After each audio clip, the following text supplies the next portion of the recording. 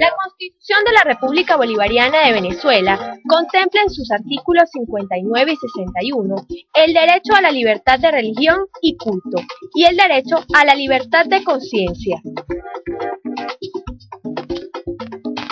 La religión de Ifá es la naturaleza misma, es la que tiene que ver con el orden universal, es de todo el cosmos.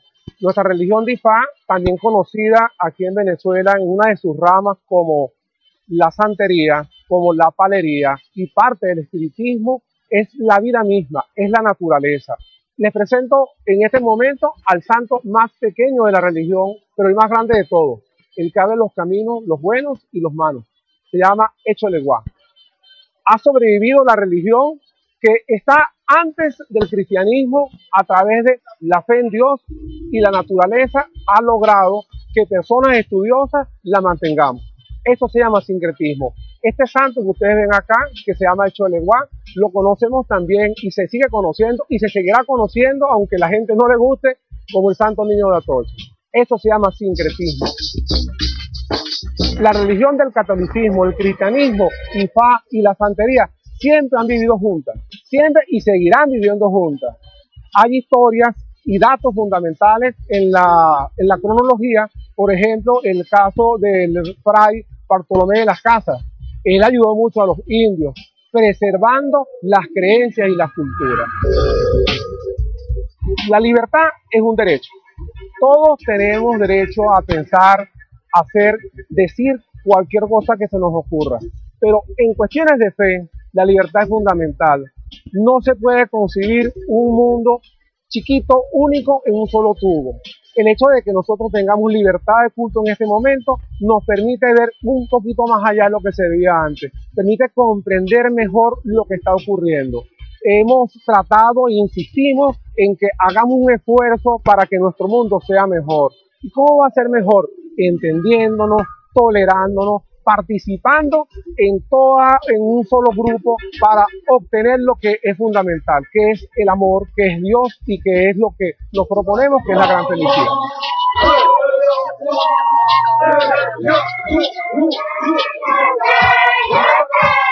Venezuela es un país de convivencia pluricultural, donde se respeta la identidad personal y la libertad de culto y religión.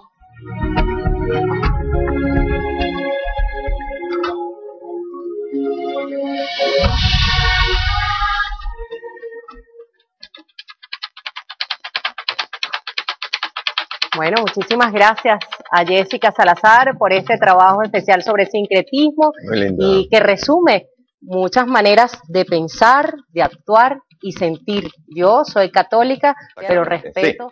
Sí, el sincretismo se puede dar de diversas maneras, pero está el sincretismo cultural y está el sincretismo religioso. Y el sincretismo, el cultural lo tenemos con que se baila joropo y los instrumentos musicales, se podría decir que son parte también de un sincretismo porque es la cultura que nos llegó de afuera. Aquí no teníamos instrumentos de cuerda, es decir, tal vez un instrumento de cuerda, algún arco musical y algunos otros instrumentos. También hubo instrumentos entre altas culturas antiguas, ¿no? Mayas, por ejemplo, tenían instrumentos musicales, hasta tambores, pero en realidad la mayor parte de los elementos culturales llegaron de afuera y forma parte de nuestra cultura hoy día, como el idioma mismo. Nosotros tenemos el idioma castellano, pero también tenemos todos los demás idiomas. Están todos los idiomas de las culturas que nos conquistaron. Aquí se habla el inglés, el portugués, el francés, el español, el holandés. Y también puede existir mezclas, ¿no? Claro, por supuesto. Solamente... Luego vienen los otros idiomas, los idiomas del Caribe, los idiomas creol del Caribe, un idioma de Surinam, que son auténticos. También surgen los idiomas que vinieron con los pueblos que vinieron del África y que crearon idiomas que fueron maravillosos, como el lenguaje que se usa en Centroamérica. Todo lo que es Centroamérica tiene un idioma que se llama el garínagu, que es de los garífunas. Ese es un idioma que se formó acá también por la necesidad de la comunicación, porque es que la conquista y la colonización no permitió, como decía Jessica en su programa, y Jenny también, que realmente no se les permitía ni siquiera tener relaciones sexuales con la gente de aquí, pero ellos se fugaron y hicieron vida propia, y entonces ahí verdaderamente influyeron de una u otra manera en la cultura y en la religión. Claro. Los negros trajeron cultura del África en sus mentes y los indígenas le dieron cultura de acá, y entonces se nutrieron, y ahí hay un sincretismo también. Usted hablaba del sincretismo en la música, en el idioma, pero también grandes pintores tuvieron la oportunidad de mostrar ese sincretismo, ¿no? También, el mismo Picasso, reconoció Picasso que él había tomado elementos de la cultura de la cultura de las nazcas, y asimismo todos los muralistas mexicanos que han sido grandes pintores han incluido elementos de la cultura, de esta cultura de este continente llamado Abya Yala, porque nosotros no estamos vacíos, como decía Jenny González. Se prohibió a los pueblos indígenas que realizaran su cultura, se impuso una cultura porque en ese momento hubo mucho fanatismo religioso. Al haber fanatismo religioso hace 500 años, evidentemente todos tenían que hablar castellano y tenían que asumir la religión judeocristiana. Podemos decir entonces que ese sincretismo nació también de esa búsqueda de la identidad y de sus propias raíces. Por supuesto que sí, se fue quedando en la mente de sus cultores porque no desapareció. Es lo que la maestra Guayú, la gran maestra Guayú dice, la resistencia de los pueblos indígenas.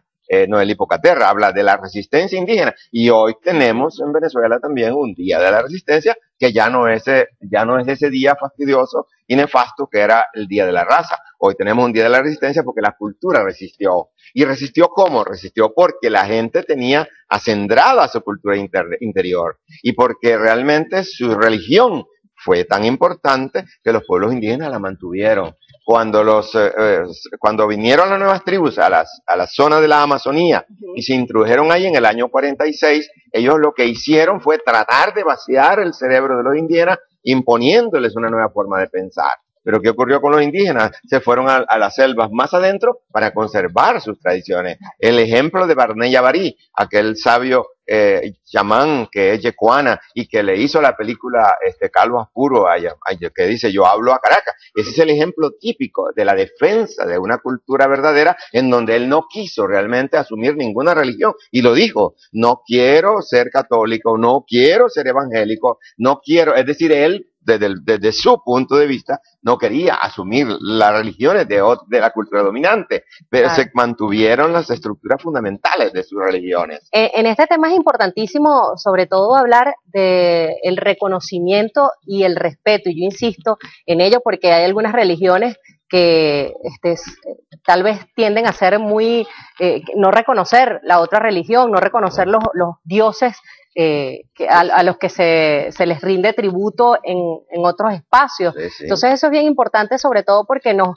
habla de una verdadera unidad y de libertad. Sí, claro, eso es necesario que tengamos la conciencia para dialogar, porque si en Venezuela somos un país pluriétnico, plurilingüe y pluricultural, como reza en la Constitución, plurilingüe, no hablamos una sola lengua. Ahí están los guayú son casi 1 millón de seres humanos, o más con los de Colombia, y hablan la lengua guayú. Los Yanomami hablan su lengua, los guaraos una gran cantidad, los piaroa, los pemón, etcétera, etcétera. Los 40 pueblos indígenas, además, las lenguas indígenas ahora son oficiales, y al ser oficiales pertenecen a la historia y a la cultura en general del país. A mí me gustaría aprovechar en este momento, y sobre todo porque se habla de esas equivalencias de los santos católicos, y allí nos escuchábamos hablar de un santo. Dentro de la... Carlos mencionó que él tenía en sus manos a Eleguá, que es el santo niño de Atocha. Entonces, evidentemente, los africanos tienen sus orishas, y esos orishas se conservaron porque ellos de manera inteligente asumieron los santos de los católicos, y así tenemos, por ejemplo, Babalú Ayé. Es común, se escucha hasta en la música, en el arte musical se habla de Babalú Ayé en todo el Caribe. Es el San Lázaro, el santo de los pobres. Se habla de Xangó, que también lo habla Rubén Blades y otros cantantes famosos.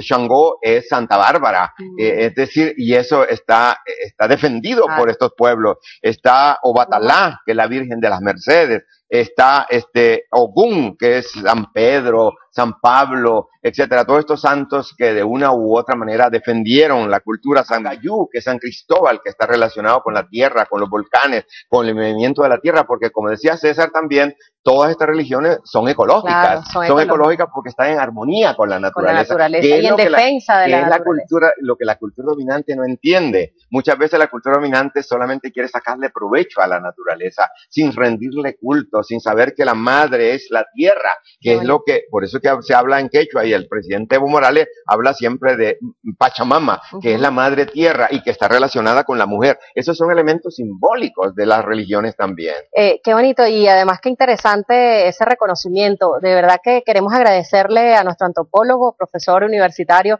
Ronnie Velázquez, por estar con nosotros. Y fíjense que yo me quiero ir a la pausa hablando de esa simbología que todos llevamos. Yo estoy segura que usted en casa que nos está viendo, o cualquiera de los muchachos que nos acompaña acá en el estudio, nuestros técnicos, camarógrafos, llevan en su cuerpo, bajo su vestimenta o sobre su vestimenta, algún símbolo. Yo le estoy viendo debajo de su chaqueta.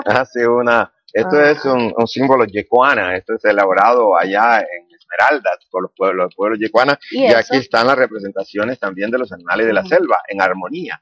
Y si tengo tiempo todavía, en algún momento quisiera leer, para terminar tal vez mi intervención, una oración que yo grabé en Sorte, que tiene que ver con la síntesis sincrética de todo lo que somos los venezolanos. De esas lecturas lo vamos a volver a invitar para que podamos compartir con toda Venezuela, porque nos queda también algunas tertulias que queremos compartir con todos. Muchísimas gracias por estar con nosotros, un invitado muy querido para nuestra revista Contraste. Por el orgullo de estar en el programa de ustedes. Bueno, vámonos a la pausa, al regreso más Contraste, cine nacional, no se puede perder esa tertulia que va a estar muy buena.